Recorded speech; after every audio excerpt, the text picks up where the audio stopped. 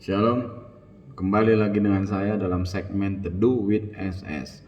Pada kesempatan ini kita akan berbicara satu tema yang berjudul Kuat di dalam Tuhan. Kita baca satu ayat di dalam Efesus pasal yang ke-6 ayat yang ke-10. Saya akan bacakan. Akhirnya, hendaklah kamu kuat di dalam Tuhan, di dalam kekuatan kuasa-Nya. Bapak Ibu yang dikasihi oleh Tuhan, bagaimana caranya agar kita orang-orang percaya menjadi kuat di dalam Tuhan? Kuat menghadapi tantangan, kuat menghadapi masalah, kuat menghadapi keadaan seperti saat-saat ini. Yang pertama, kita baca dalam Roma pasal yang pertama ayat yang ke-16. Roma pasal yang pertama ayat yang ke-16. Saya akan bacakan. Sebab aku mempunyai keyakinan yang kokoh dalam Injil, karena Injil adalah kekuatan Allah yang menyelamatkan setiap orang yang percaya. Pertama-tama orang Yahudi, tetapi juga orang Yunani. Untuk kita menjadi kuat di dalam Tuhan, yaitu yang pertama, kuat melalui firman Tuhan. Roma pasal yang pertama ayat yang ke-16 tadi sudah kita baca. Dikatakan bahwa sebab aku mempunyai keyakinan yang kokoh dalam Injil, karena Injil adalah kekuatan Allah yang menyelamatkan.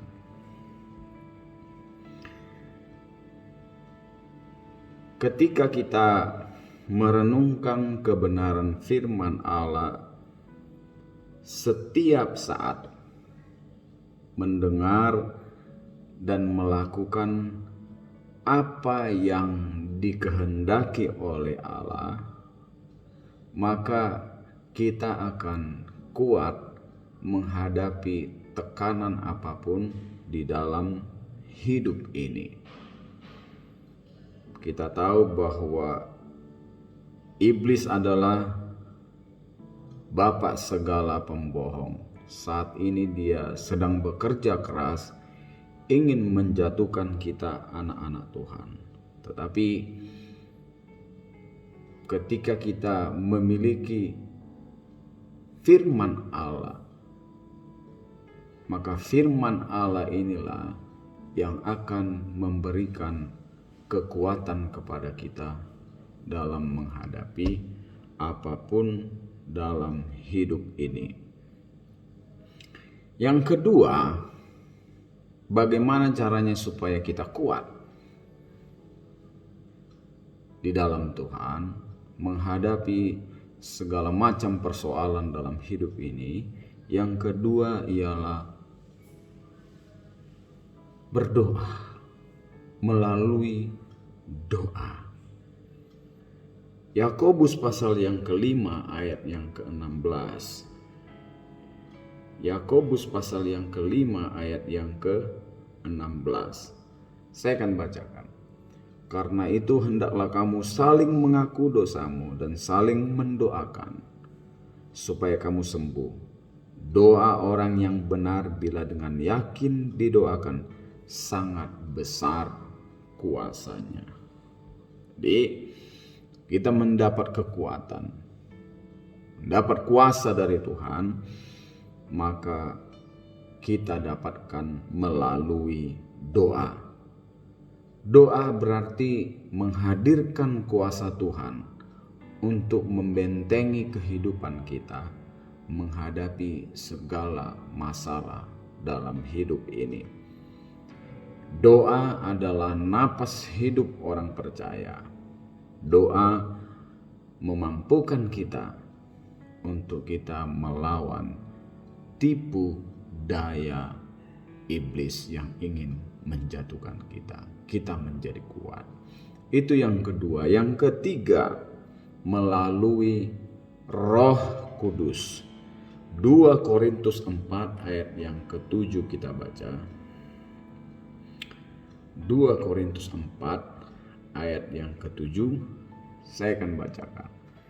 Tetapi harta ini kami punya dalam bejana tanah liat, supaya nyata bahwa kekuatan yang melimpah-limpah itu berasal dari Allah, bukan dari diri kami. Jelas firman Tuhan mengatakan kekuatan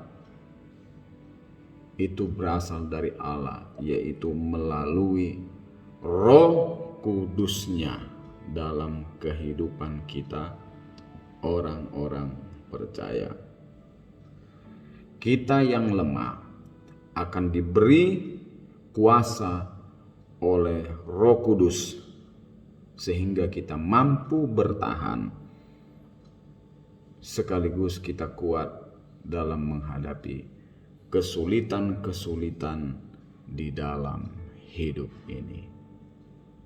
Pada kesempatan ini, saya mau mengajak kita semua, mari kita untuk tetap kuat di dalam Tuhan, melalui firman-Nya, melalui doa, dan melalui kekuatan Roh Kudus. Dan ini menjadi senjata yang ampuh dalam kehidupan kita orang-orang percaya menghadapi situasi yang tidak baik ini.